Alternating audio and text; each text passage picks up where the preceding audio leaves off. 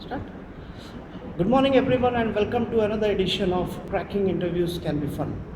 Today, we are going to discuss about another very important topic, and that is group discussion. A lot of companies now have removed it from their format, from their interviews, but still, GD still carries a lot of importance because unfortunately, if you're not able to get through in a campus interview, you may have to go for a pool campus where this may become critical. A lot of companies use GD as a tool for mass elimination. If they want to remove a lot of people, this is a very effective way of doing that. Now the thing is, GD is something about practice. If you practice it a lot, I think it's not as difficult as it seems. I have seen it from my class. Right now, I'm sitting in the call lab, and we had our, our experience had been that initially the girls were very reluctant, but by the end of the training, they were really enjoying themselves. So it's not something which you should be scared of.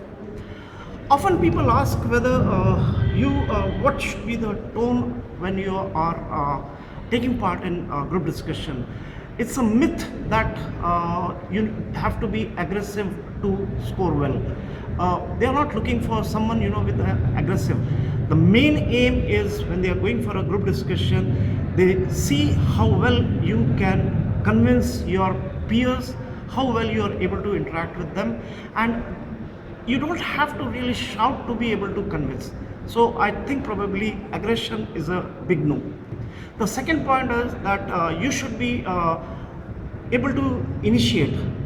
There is an extra point for someone who can initiate the discussion. The only thing that has to be born is that if you are initiating, be sure that you have some content. Until and unless you have content, it's better to wait. Now, another aspect that you have to understand is that just having fluency or communication skill is not enough. You need to have content. You must have, basically you should know something about the particular topic, and that is where reading skills are very important. You should read the newspapers every day, see what's going on in the world, and get yourself equipped with the important going on, what is happening in the world. Now coming to the type of group discussions, basically we have four type of group discussions. One is known as contemporary, the other one is controversial, the third one is abstract, and the fourth one is a case study.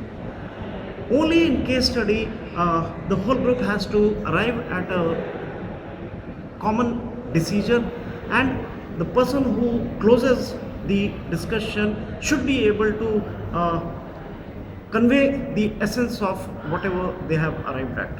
Apart from that, the usual thing, you should see that, you do not hog the time when you are speaking.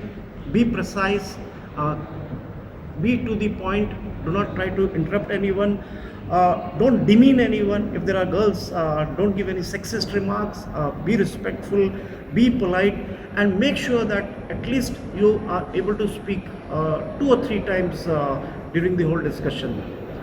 On an average, the group discussion is for 8 minutes, and the interviewer generally looks for your fluency, your confidence, your content, and your body language. The body language is important in the sense that you have to just ignore the observer, the person who's from the interviewing side. You have to just treat him as invisible, and you have to just keep on looking at the other candidates who are taking part in the group discussion. That is a very important thing. The second thing is, you have to keep smiling.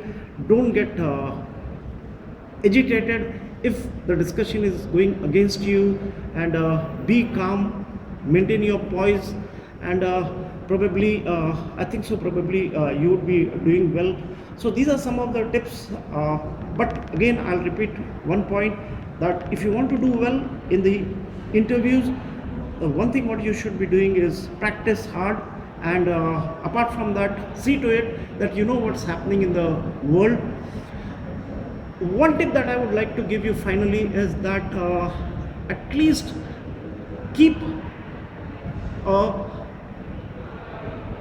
you must have at least an idea about 40 or 50 topics, which are the generally normally the GD, like they give these topics.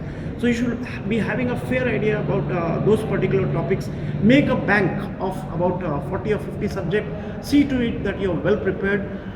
Try to bring in as much of statistics you can. Statistics can be very impressive, and if you're not able to speak 3 or 4 times, see to it that even if you make one concrete point during the discussion, even that could be, that could be separating you from the other people. So I think probably that's all for today. Keep watching, and thanks for watching Cracking Interviews Can Be Fun. Thank you very much indeed.